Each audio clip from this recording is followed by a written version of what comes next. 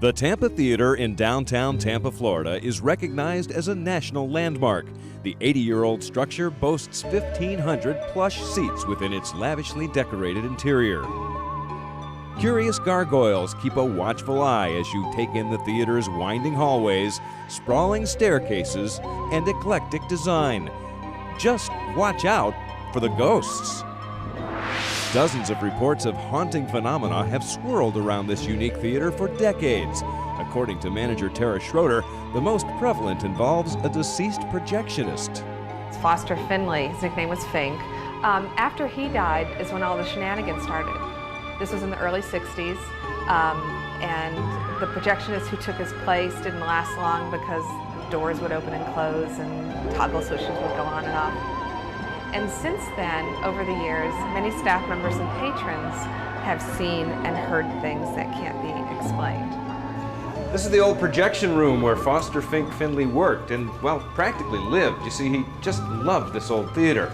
Back behind that door, that's the generator room, and that door was always kept shut to keep the noise from the generator out of the projection area. Shut and locked, yet to this day, it's still known to open, sometimes all by itself.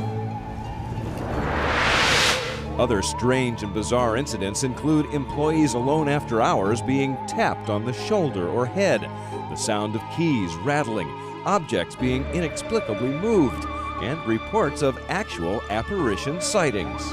And I saw a man stand up in the middle of the auditorium and kind of look at me, and I thought, oh great, here I am alone in the theater and someone broke in, and oh, he's going to be a murderer. So turned on all the lights and looked around, and darned if I could find a person. Paranormal investigators like Brandy Stark have been called many times over the years to check into the theater's unusual happenings, seeking out the spirits, applying years of her experience, a variety of specialized equipment, and a lot of patience. But when you do paranormal investigation, what a lot of people don't realize is it's very tedious. It's very methodological. It's very, you're doing the same thing over and over again. You're trying to disprove. And in fact, some people have actually called it, other paranormal investigators have actually called it a boring hobby, you know, because you have to be tenacious and you really have to stick to it. But when the exciting things happen, it's what makes up for it. It's great. Kind of like fishing. Very much like fishing. One of Brandy's most significant finds is this voiced image recording of what sounds like a man's voice in the background ordering the investigators to get out of here.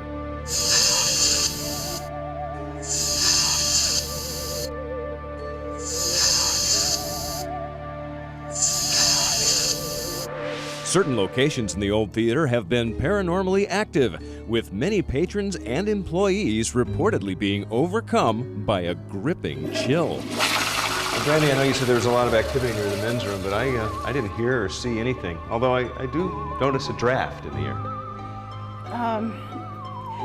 There's something with your pants, just so you know. That's what we call natural phenomena. Not convinced? Consider these haunting images captured by Brandy and her team while attempting to communicate with the theater's restless spirits. Could this mysterious orb be evidence that something spooky is making the old movie palace its home? You know, there are a lot of things we can't explain in this universe, and that's just one of them. Boy, I'll tell you what, this paranormal investigation is really nice, but it makes you... The mirror. I scared myself. It's just that you never know when you're going to come across something that's going to scare you. It's very, very unnerving. Ah!